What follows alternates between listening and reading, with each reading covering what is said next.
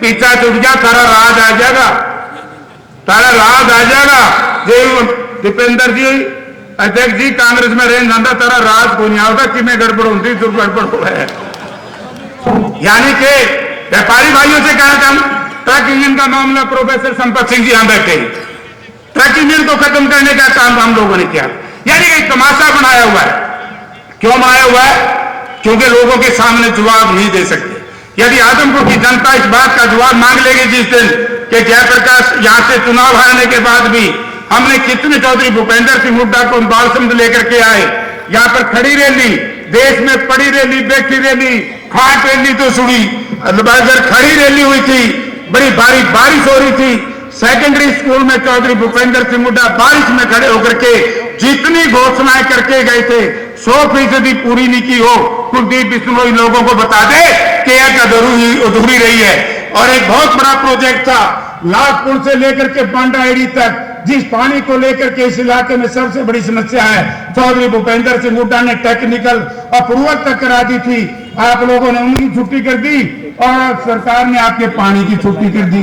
यानी कि देनी वाला बुराई का क्या बतावा छूट काम करदानी अपनी संपत्ति को बचाने के लिए, अपने परिवार को अच्छा विदेशों में लालन पालन करने के लिए आदमपुर इलाके की जनता को बचाने का काम करते हैं। अंत में साथियों, मैं सभी पार्टी के नेताओं से खुली चुनौती देना चाहता हूं। जयप्रकाश वोट मांग रहा है कांग्रेस पार्टी की वजह से, जयप्रकाश वोट मांग रहे हैं अपने नेता भूपेंद्र सिंह हुड्डा के नाम के काम की वजह से, जयप्रकाश वोट मांग रहे अपनी मेहनत की वजह से, और बाप के नाम का सहारा कुलदीप और अभय जैसे कमजोर लोग लेते हैं।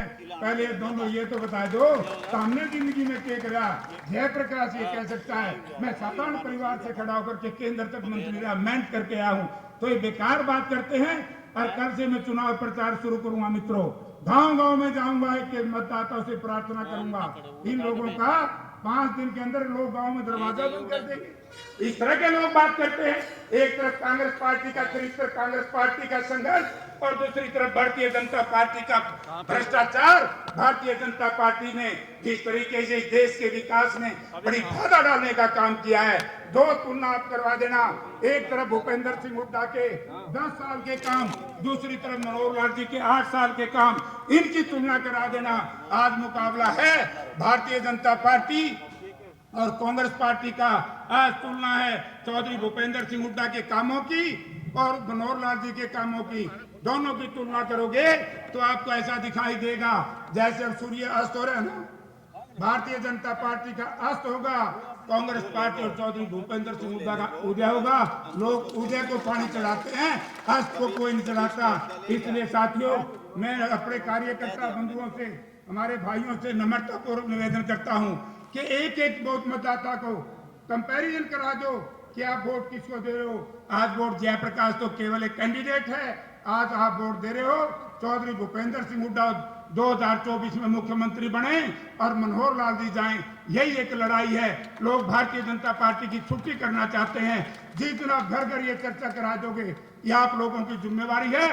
आप 6 तारीख को सुनोगे कि जयप्रकाश और कांग्रेस पार्टी बड़े भारी बहुमत से जीती है।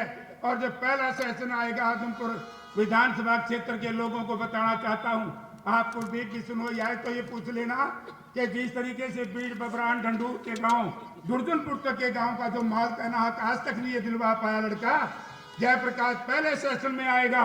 मैं कहूंगा हमारे नेता भूपेंद्र सिंह हुड्डा जो विपक्ष के नेता हैं कि सबसे पहले इस उठाएंगे हमारे उन मजदूर भाइयों को।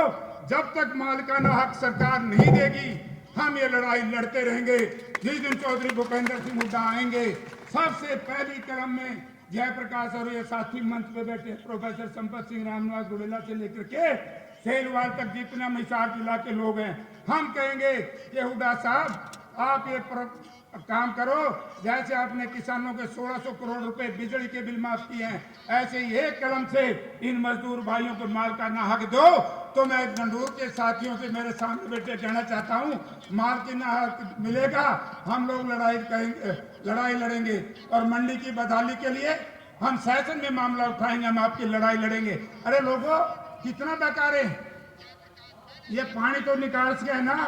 प्रोफेसर साहब इरिगेशन मिनिस्टर हैं, बताएंगे इसमें तो आचार संहिता नहीं लागती प्रोफेसर साहब, पानी तो काटे से हजारों इंजन है सरकार के पास, लेकिन आदमपुर गांव कोड़ी और ये खैरमपुर की सारी जमीन आज भी पानी से भरी हुई है।